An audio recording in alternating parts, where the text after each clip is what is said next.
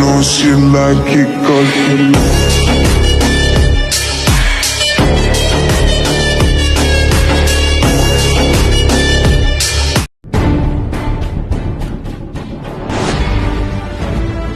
Ma'am, tinawag mo daw ako dahil sa anak ko?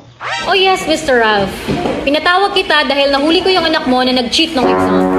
Hindi totoo, ma'am. Hindi ko tinuruan ng anak ko na mag-cheat. Ano nananalaytay sa dugo niyo yan, Mr. Ralph? Nag-cheat ka nga nung una, 2 beses pa, anak mo pa kayo.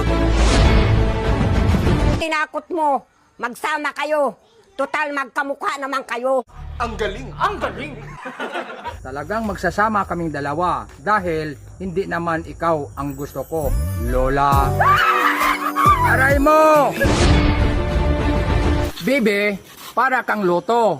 Ang dali kang tayaan pero mahirap kang panalunan. Mahirap talaga akong panalunan. Oh my God! Wow! Lalo na't ang mataya ay gaya mong mukhang kawatan. Okay, number 21, the answer is letter? Letter U, ma'am. Unahin mo muna ang karapatan. Huwag yung selos ka ng selos.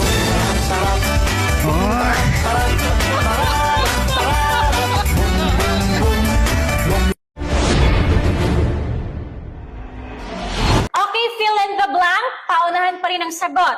Sa Filipino, mayroon tayong kasabihan na kung ano ang itinanim, siya ring... Nalugi! Sinayang ba naman ako? Sa gwapo kong to? Ang ganda mong lalaki! Bakit sabihin nyo to sa kanya? Ang puso ko'y nahihirapan na.